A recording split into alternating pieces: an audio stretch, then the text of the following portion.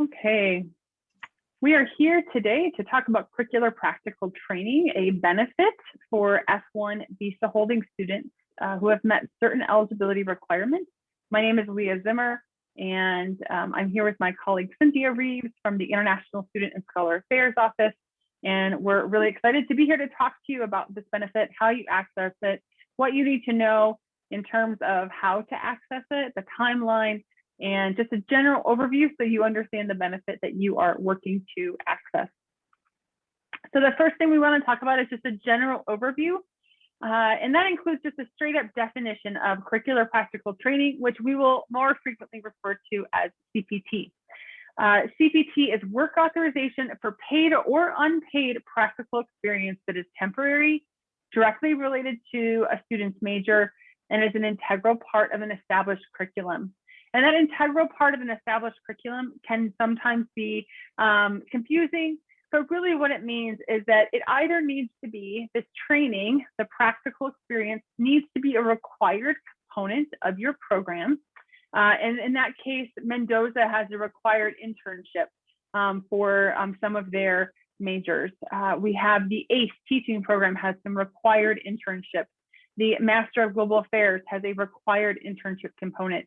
And so that means that the internship, the practical experience working off campus is an integral part of them, those students meeting their degree requirements, an integral part of the curriculum.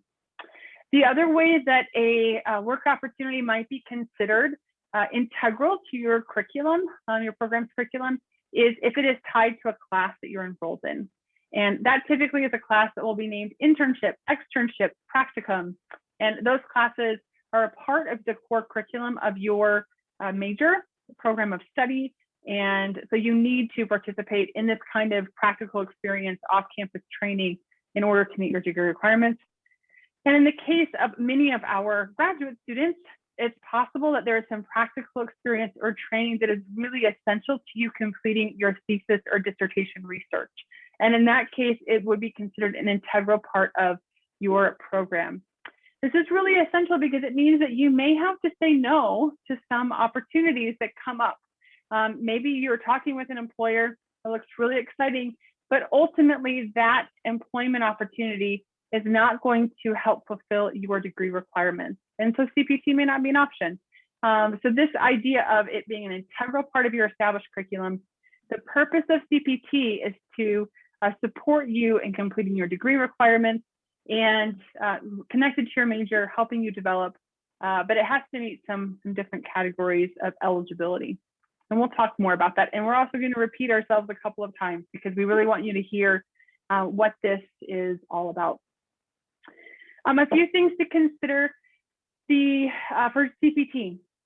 One is that if you are present in the US, then you are subject to US immigration rules and regulations. You have to abide by them.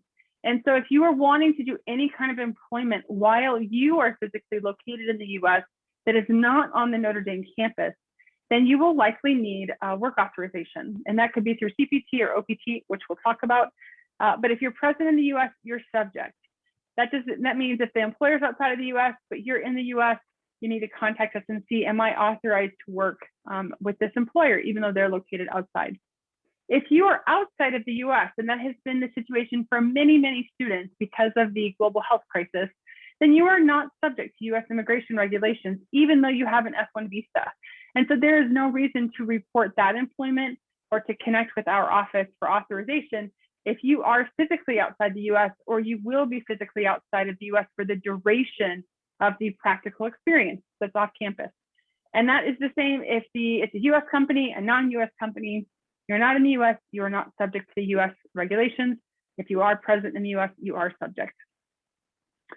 I noted this, and again, this will be the second time I'll say a version of this, but the immigration regulations around CPT and OPT, but particularly CPT, prioritize the school's curriculum and your success in meeting your degree requirements. They are not concerned with whether or not you can take advantage of an employment opportunity off campus.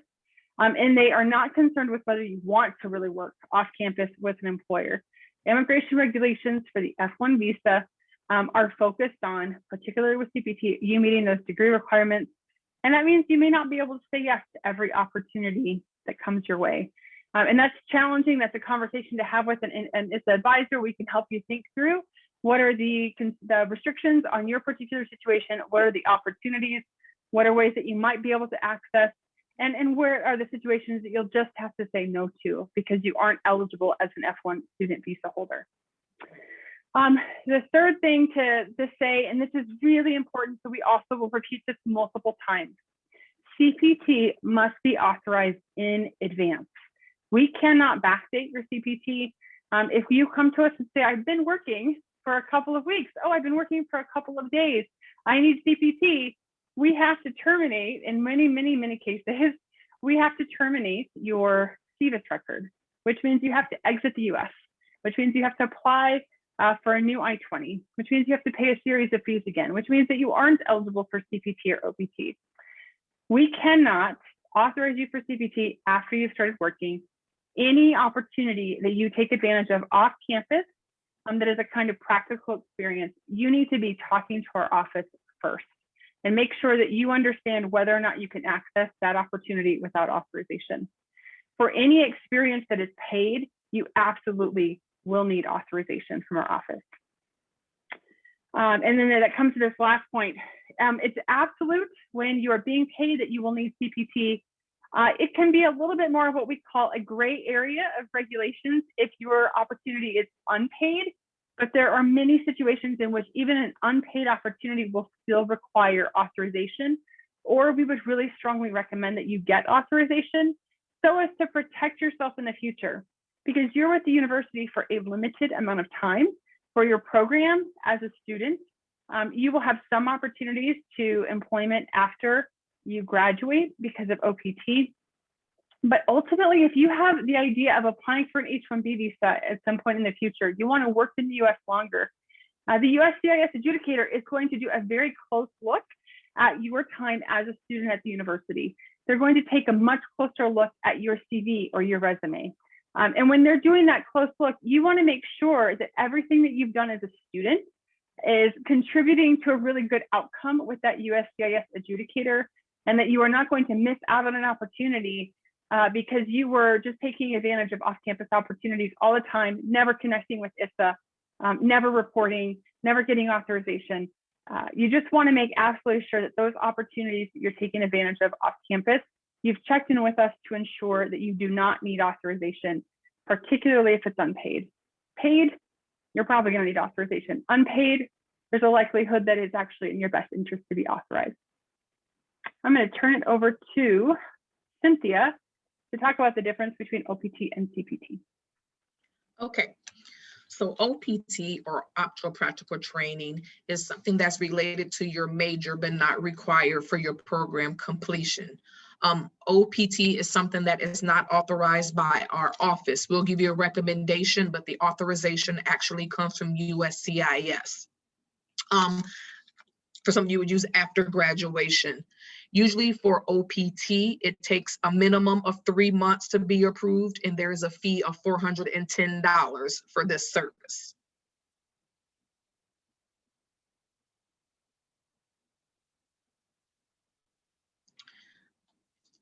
So the CPT, which most of you will be applying for, this is something that you can use for any internship experience you have, curriculum, anything that is related for your program of study. This is something that you will use before you complete your degree requirements. This is something that our office will authorize for you. Now, unlike the OPT, where there's a $410 filing fee, for CPT, there's no filing fee that you will pay for, but you will have a cost associated with the course you're taking along with that CPT. And generally, our office will need about 10 days to approve that CPT experience for you. So make sure you're monitoring your time closely as to when you're applying for CPT and when your position will begin. So there's part-time and then there's full-time CPT opportunities. Part-time, you're limited to 20 hours a week or 20 hours a week or less per week. Part-time, you can use that during any semester. If you use part-time CPT, there is no impact on your eligibility for OPT after you graduate. Full-time CPT, which is generally used during breaks, so summer break, have the break, you're allowed to work more than 20 hours a week. With this one, you want to be careful though, because if you work 12 months of full-time CPT, it can make you ineligible for the OPT benefit after graduation.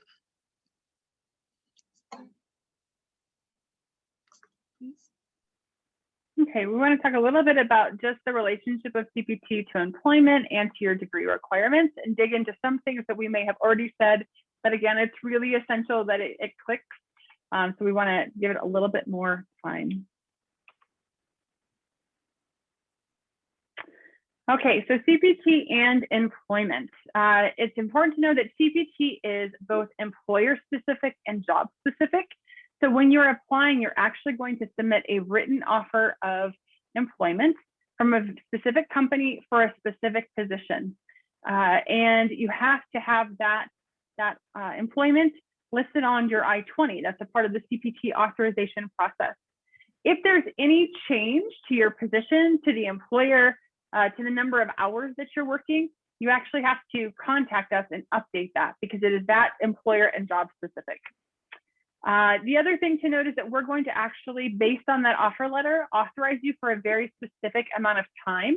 And so you cannot begin working until you've hit the start date that you've submitted, and you have to stop immediately on the day that is identified as your end date. If there's any changes to those dates, then you'll want to reach out to us in advance, let us know. One example is last summer, a number of students, their internships were canceled because of the global health crisis. So it's really essential that they actually reach out to us and help get that canceled on their I-20, and so that it is their CVIS record is accurate and reflects their actual employment authorization period. And also there were students who, because of the global health crisis, their dates moved over the summer, and so they needed to reach out to us, update their CPT application, submit a new offer letter so that we could update their CVIS record. Again, compensation with employment does not mandate whether you need authorization or not. So if whether you're being paid or not, you want to reach out to us and ensure that you are not required to have CPT authorization for a particular opportunity. And that can be a quick email. It can be a quick appointment with us just to say, hey, this is the opportunity I'm considering. Would I need to have authorization? And we'll talk about a few examples at the end.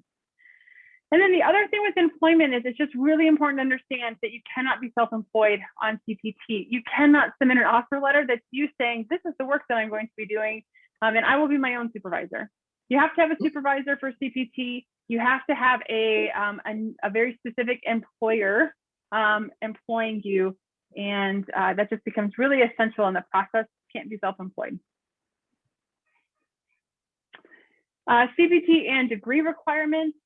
So again, this point about immigration regulations expect that your CPT opportunity and authorization is supporting the completion of your degree requirements. It is not to facilitate a work opportunity.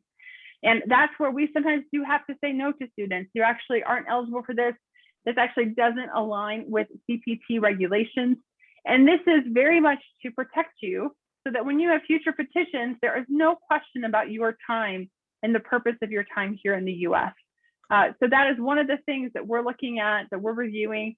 And we want to be as flexible as possible, but we also have to and are obligated to ensure that each student is in alignment with the immigration regulations of their status. A note about once you indicate that you will be enrolled in a particular class, that you have to stay enrolled in that class. If you don't, then that negates your authorization if you drop out of that class that is associated with CPT, and that could impact your CVIS status. The other thing is that generally the course that you're enrolled in has to be in the same semester as the work opportunity.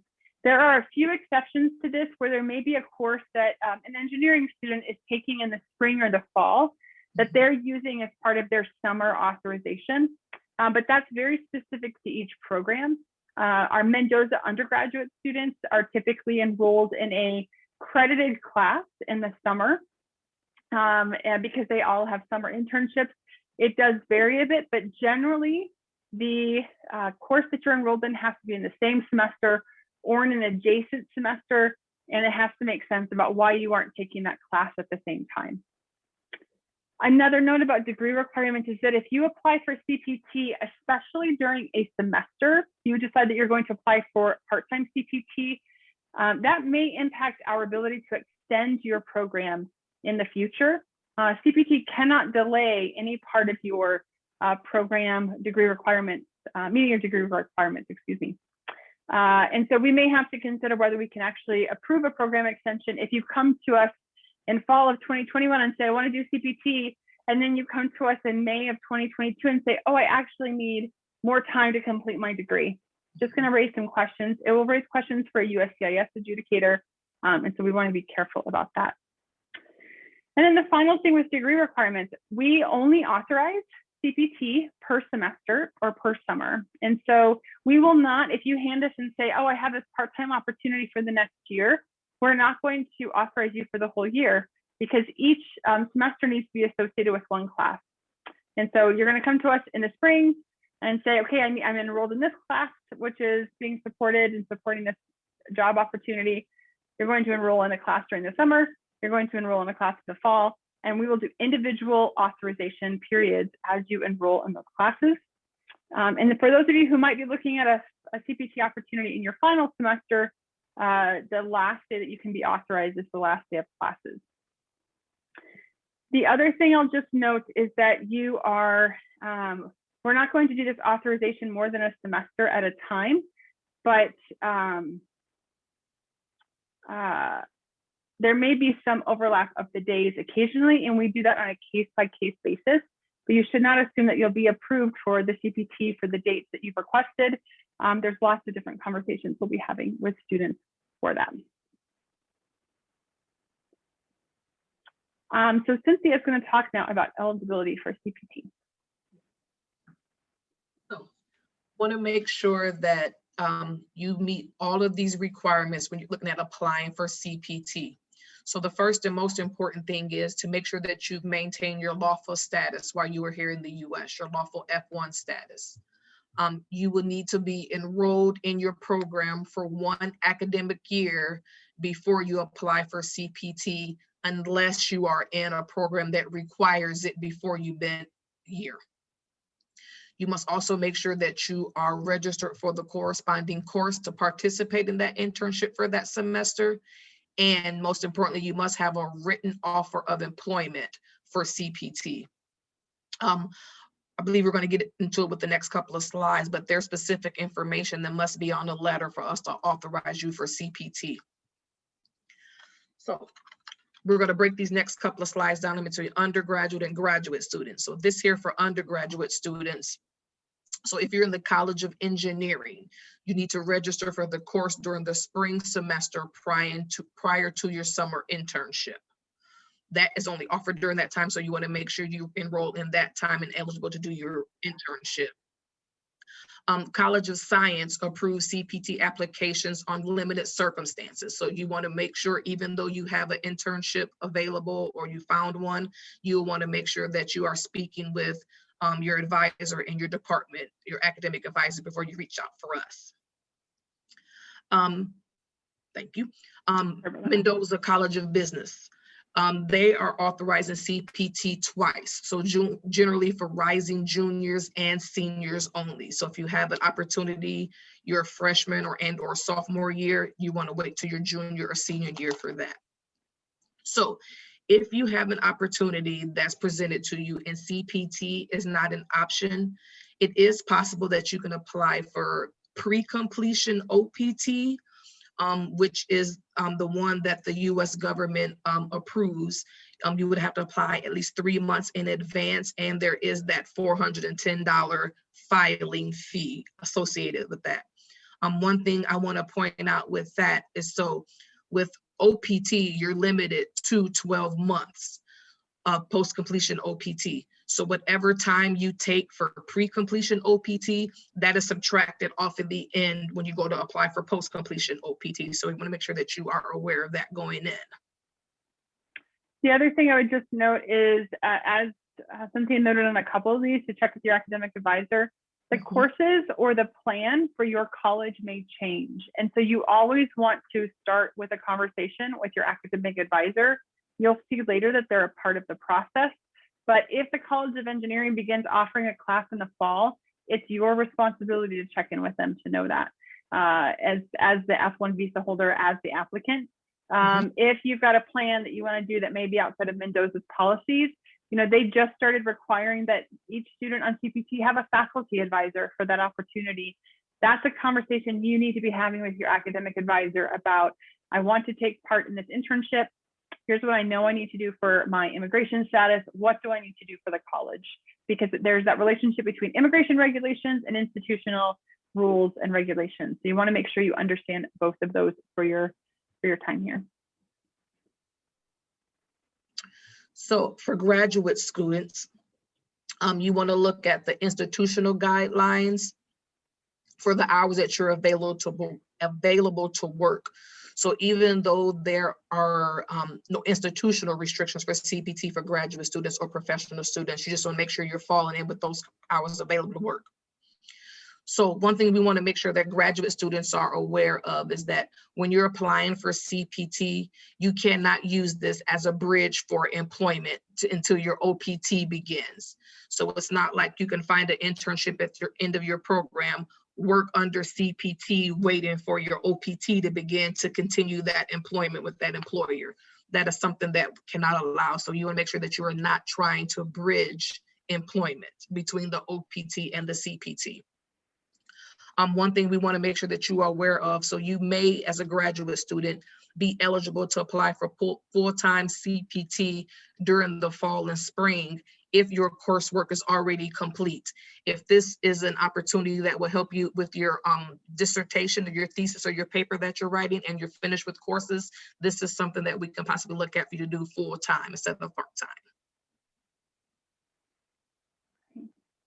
So we have a couple of case studies that we just want to review shortly. So I'll take the first one.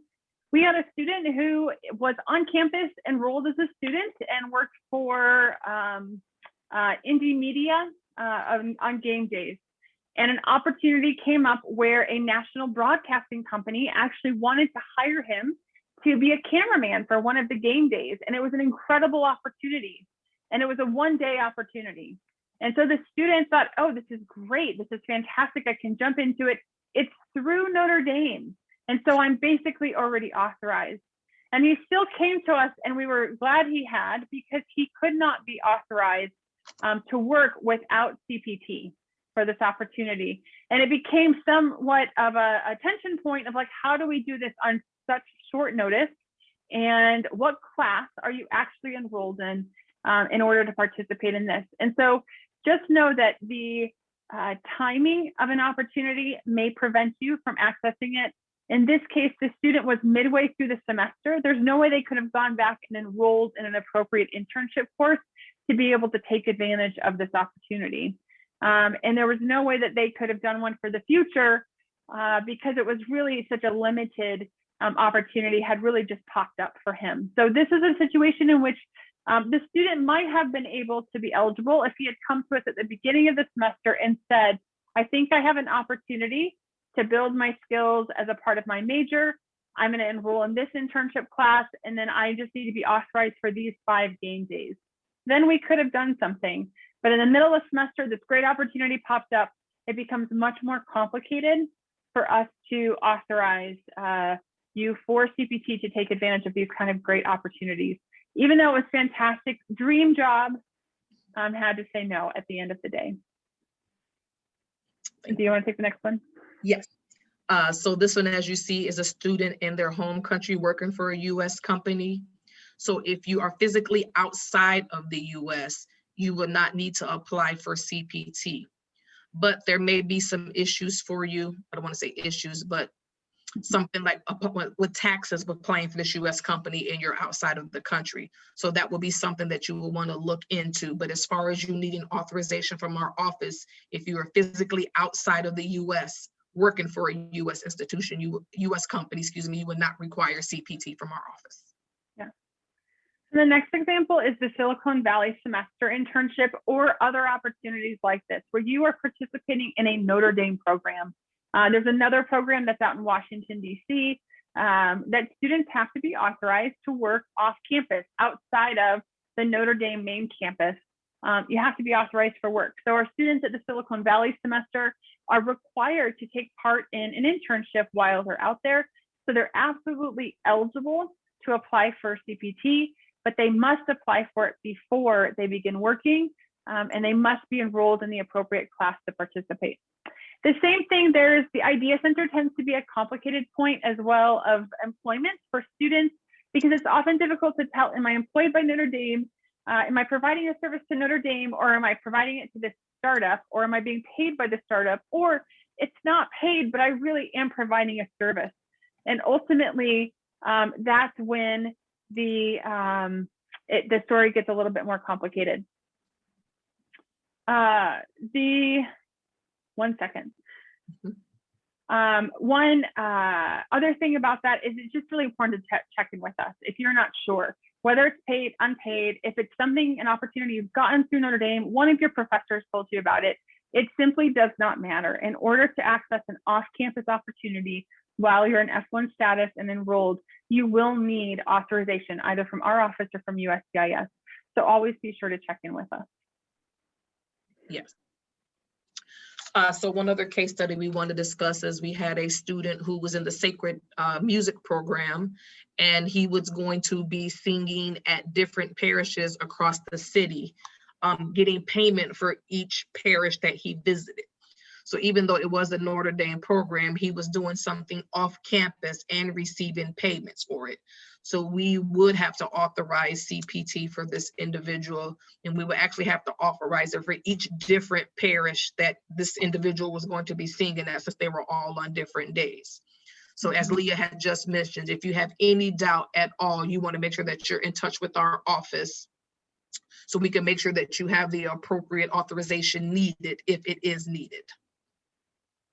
Very good. Thanks, Cynthia. And I know you have to hop up. I appreciate you being here to help with the messaging. Bye.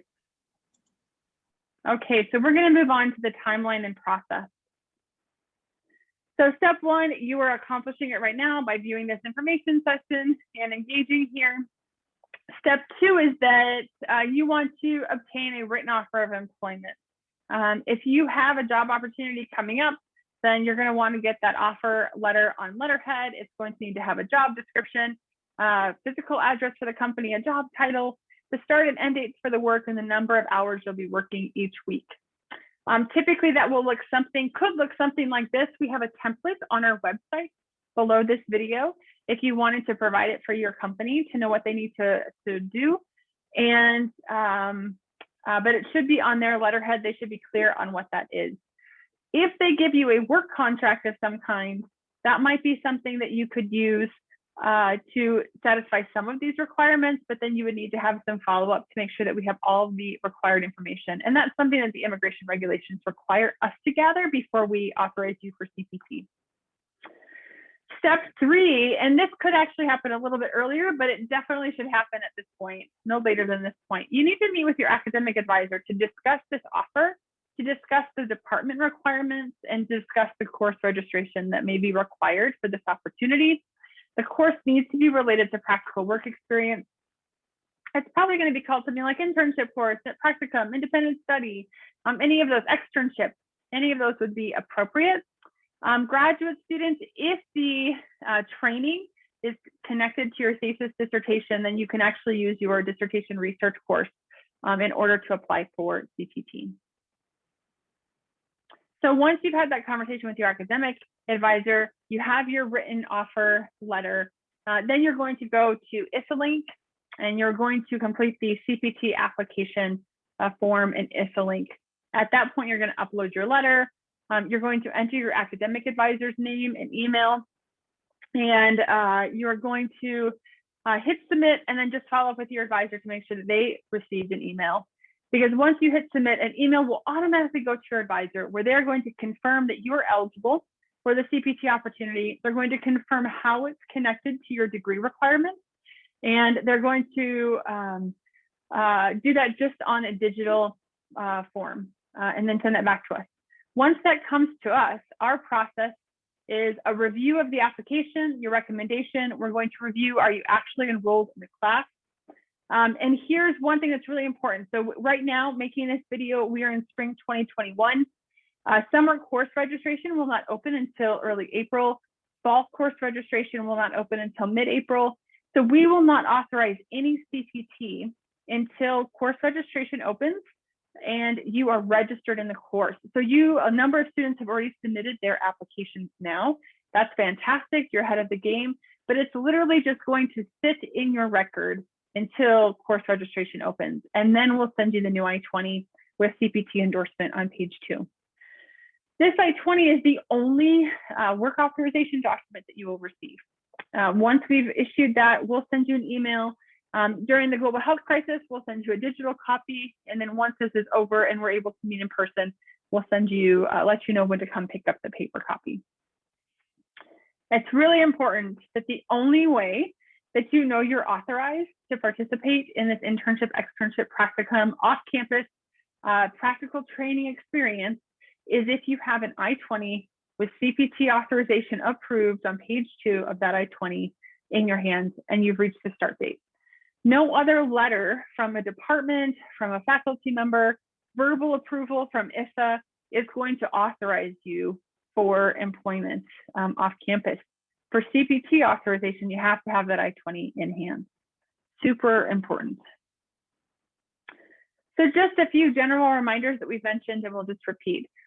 We would just say submit your application for CPT at least 2 weeks before you need the authorization, because that application has to go through your academic advisor, and it also has to go through a series of reviews in our office.